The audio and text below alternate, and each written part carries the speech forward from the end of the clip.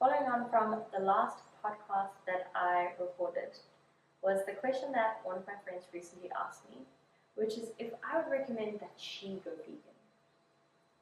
This was interesting because my answer was controversial. The answer was no, and I'll tell you why. Veganism, it has a bad rep. And even though I still identify as vegan, when people first ask me, I generally tell them I'm plant-based, just because I don't want to have to over-explain myself as vegan. The other reason is that things have changed. The world is really set up now for a more fluid idea and fluid identification. And I just don't think that it's worth putting a label on the way that you eat. With the amount of labels that we need to give ourselves and the amount of identities that we're putting on, I just don't want there to be another reason for you to be disappointed in yourself. And if you listened to my Going More Plant-Based episode, you'll see just how easy it is to go more plant-based.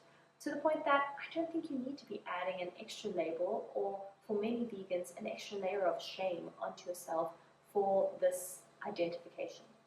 Some other reasons I wouldn't personally go vegan is because I don't think the world is set up for it yet.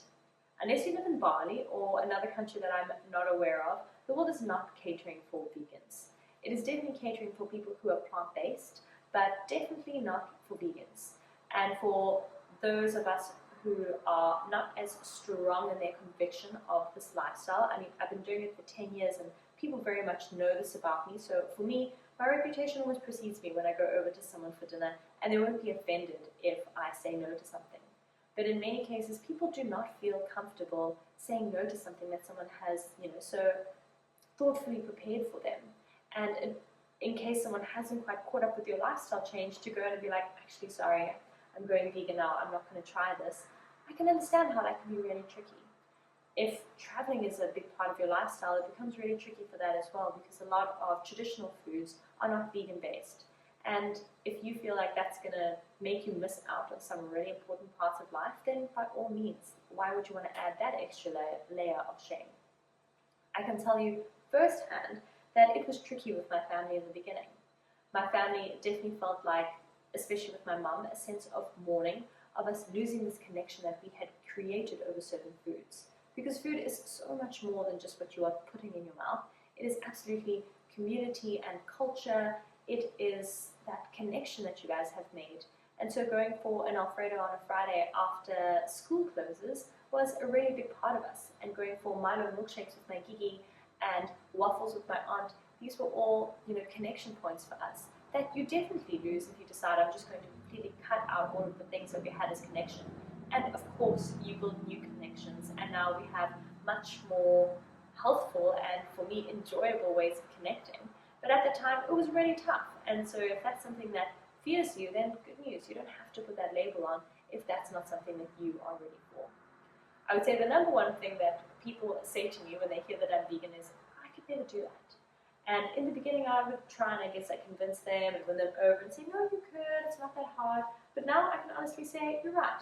You can't do what some or myself have done because it's not important to you. And that's fine.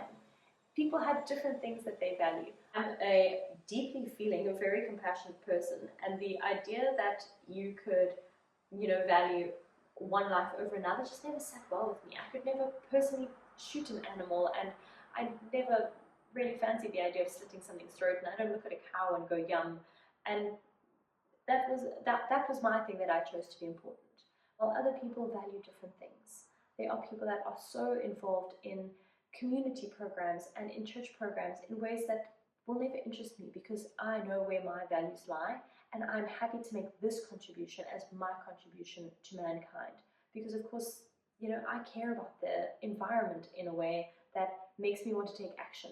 And when I watch these documentaries, I see it as ways that validate the way that I'm living and continue to live. And for other people, it might just be that little switch to say, when I have the option, I might choose not to eat meat. And I think that is a huge win.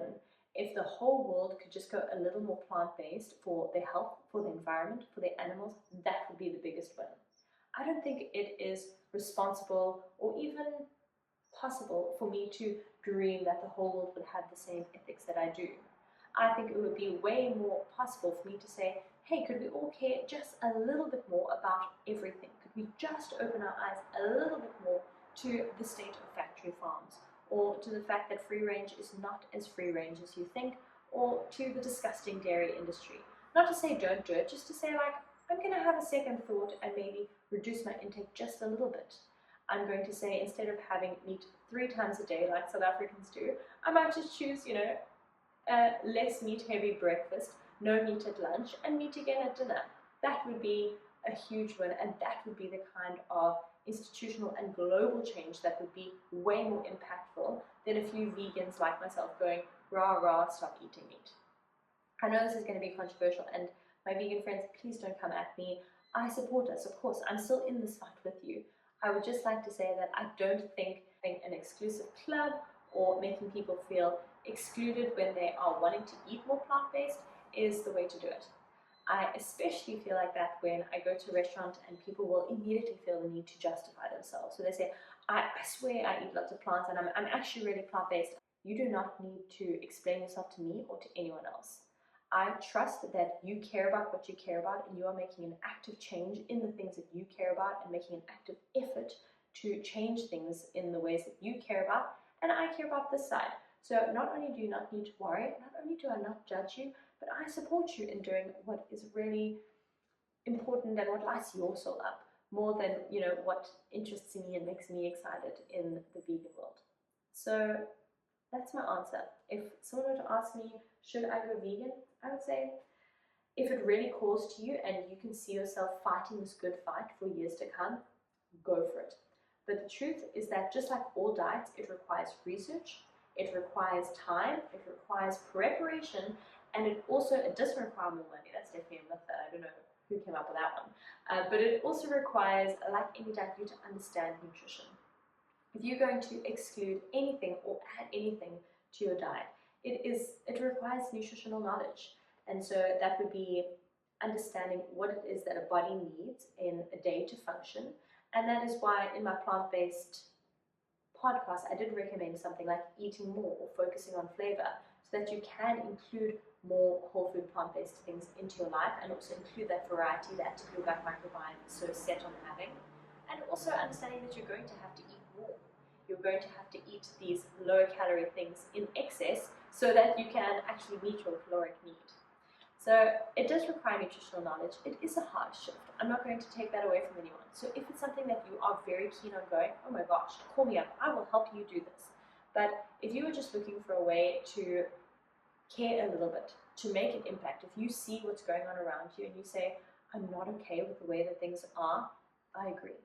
And you don't have to change your whole lifestyle to do it. You can make tiny changes every day by taking your cup with you when you go and get a coffee, so that you are not constantly using plastic cups, and refusing a straw, or asking if they have bio straws, or choosing an alternative milk every now and then, or deciding, okay, I'm going to not eat meat for 3 meals a day, but only 2 and maybe even 1, maybe even eventually getting to the point where you're doing meatless Mondays or meatless for 5 days a week, which is a big step that a lot of my friends have taken. That has been so cool to watch, because I've seen their health and their energy and just their general enjoyment of cooking food and adding new flavor increase. So that's my thoughts on going vegan. I don't think it's for everyone, and it might not be for you. You care about what you care about, and that is epic. You don't need to explain yourself to anyone, but if you do care about the way that the world is going, and you have your eyes, if you don't have your eyes on, you should have them on things like factory farms and the way that they are really raising these animals to be bred and to be killed, then yeah, you should care a little, and that little can look however you want it to look without judgment from anyone else. You make the small steps that feel really good to you, and you ignore the rest. I hope you are having a beautiful day. I hope that you go and do something absolutely audacious today, like maybe choose, a more plant-based alternative. Other than that, have a beautiful week. I will see you at the same time, same place next week.